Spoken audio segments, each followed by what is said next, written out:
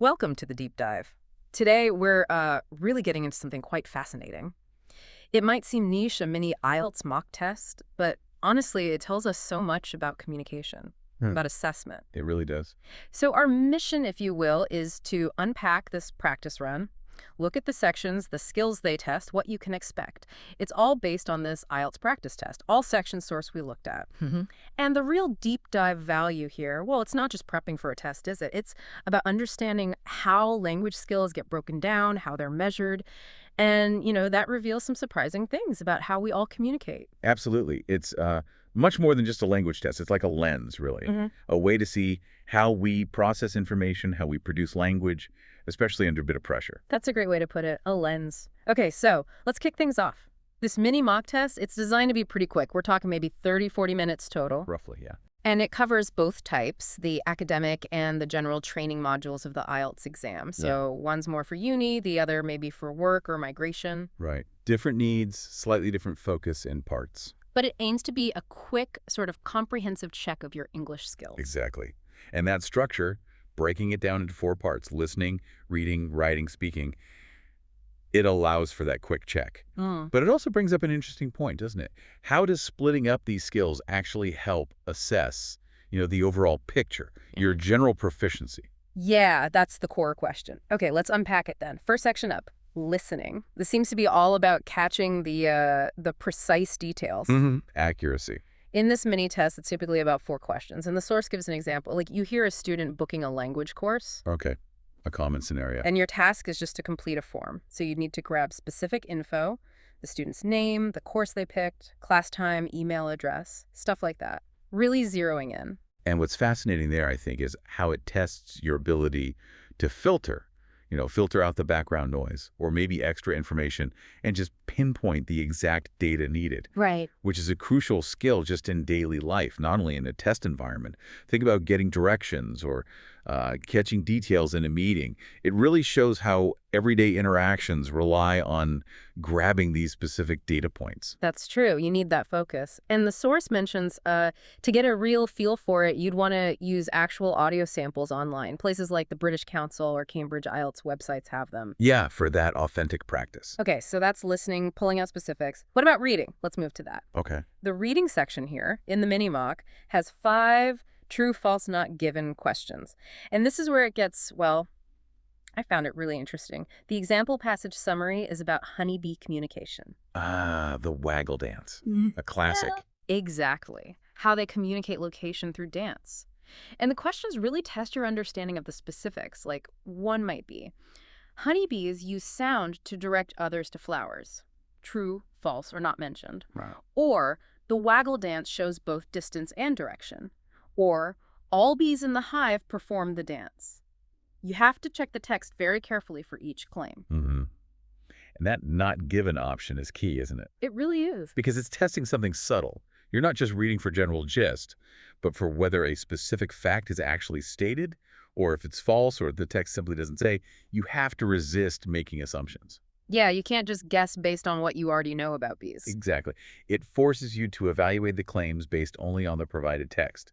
The waggle dance example is great because it's specific, maybe unfamiliar detail, making it a good test of pure comprehension versus prior knowledge. It really pushes you to differentiate between stated fact, contradiction, and, well, absence of information. Okay, so from taking in information, listening, reading, we shift to producing it, writing. That's right. Construction. And this section shows quite a bit of variety. 2 tasks, options for both academic and general modules again, so you need to be adaptable. Definitely. Different styles needed. Task 1 for the academic side gives you a scenario like the graph below shows the number of international students in 3 countries between 2000 and 2020. Okay. Data representation. Yeah. And the task is to summarize it. Pick out the main features, make comparisons, and it's quite short, about 150 words. You'd have to picture a bar chart or line graph. So objective reporting of visual data. Exactly. But then task 1 for the general module is totally different. It's like, write a letter to your friend who is preparing for IELTS. Yeah. Advise them how to study effectively. Same word count, around 150 words. Wow. Okay. So one is formal data summary. The other is informal personal advice. Big contrast, right? Huge. And that really highlights something important about writing assessment, doesn't it? It shows how skills are evaluated across different registers, Mhm. different purposes. Formal, objective analysis versus informal, friendly communication. Yeah, tests your range. Definitely. And then there's task 2. Right, task two. This one's the same for both academic and general. It's more of an essay. The example prompts is, some people believe that the best way to learn is through online study, while others think it is better to attend a classroom. Discuss both views and give your opinion. And this one's longer, minimum 250 words. hmm This is about constructing a balanced argument. You have to explore both sides of an issue, weigh them up, and then clearly state and justify your own position. So not just describing, but arguing. Precisely. It's a core skill in academic settings, but also just in, critical thinking generally. Mm. Being able to articulate a reasoned point of view after considering alternatives. Okay, that covers writing. Now, the final section, speaking. This is the direct face-to-face or, well, simulated face-to-face part. The dynamic interaction. Yeah. The source says you can record yourself or, ideally, do it with a partner. It has 3 parts. Part 1 is just a quick introduction, about 2 minutes. Getting warmed up. Pretty much. Simple questions. What's your full name? Where are you from? Do you work or study? What do you do in your free time? Standard stuff. But even those simple questions are doing something right. Yeah. They're assessing your basic fluency, your ability to respond naturally, spontaneously, sort of setting a baseline. It's checking how comfortable you sound just having a basic chat. Good point. It's not just chit-chat. Then you get part 2, the cue card, or the long turn. Right, the mini presentation. You get a topic on a card, say, describe a book you recently read. You get 1 minute to think, make notes maybe. Prep time. Then you have to speak about it for up to 2 minutes. And the card gives you prompts like, what was it about? Why did you choose it? What did you learn? And would you recommend it? And this part really tests your ability to, well, structure a spoken response, to develop a topic with some detail, maintain coherence, keep talking fluently for a decent stretch. It's like telling a story or explaining something in a meeting. Yeah, organizing your thoughts on the fly. Exactly. And using appropriate vocabulary and grammar while you're doing it. Okay, and after that 2-minute talk, there's part 3, the discussion. Building on the topic. Right. It's follow-up questions related to the part 2 topic, but more abstract, more general.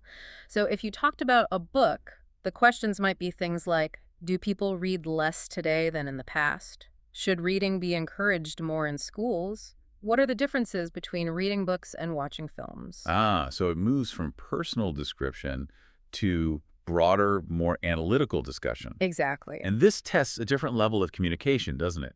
Your ability to express opinions, to compare and contrast ideas, maybe speculate about trends, engaging in more complex, abstract dialogue. It really probes your ability to think critically and articulate those thoughts verbally. Okay, so that's the 4 sections covered. Listening, reading, writing, speaking. The last bit the source mentions is about scoring and tips, how you actually, gauge your performance and improve. Right, the feedback loop. For listening and reading, it's fairly straightforward. If you're using official materials, you can check answers against a key, get a raw score. Pretty objective. Quantitative. But for writing and speaking, it's more subjective. The source suggests for writing, you can try self-scoring using the band descriptors, but ideally, get feedback from an experienced tutor. Yeah, that objective eye is really helpful for writing. Hard to judge your own structure and coherence sometimes. Definitely. And for speaking, the tip is to record yourself. Then listen back, checking for fluency, grammar, vocabulary use, pronunciation, coherence. Again, comparing against the criteria. And this brings up that key question again. How do you objectively assess yourself, especially for the productive skills like speaking and writing? Tricky. It is, but the focus here seems to be on using those specific, measurable criteria, fluency, vocabulary range, grammatical accuracy, coherence. Breaking it down allows for more targeted self-assessment and helps you identify exactly what needs work. It's about moving towards deliberate practice. So really looking closely at the different components. Exactly. Pinpointing weaknesses so you can focus your effort. Okay, so wrapping this up. This whole deep dive into a mini IELTS mock, it really shows it's more than just exam practice. Much more. It's a fascinating look at how communication works, how we break down these complex skills, listening, reading, writing, speaking into smaller, accessible chunks, and how focusing on those chunks can help you improve the whole. Absolutely. It's a microcosm of communication assessment. And it prompts a final thought, perhaps. Yeah. Beyond the test itself, beyond the scores. What specific skill that this kind of practice highlights, Maybe it's that rapid filtering of information and listening, or maybe structuring a coherent argument quickly and speaking what single skill might actually be the most useful for you in your everyday life, your work, your interactions, even if you never actually sit the IELTS exam.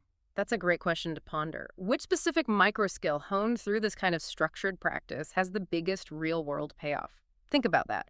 How breaking down any complex task, not just language, but anything you want to master, into these manageable parts, how that can be the key to getting better.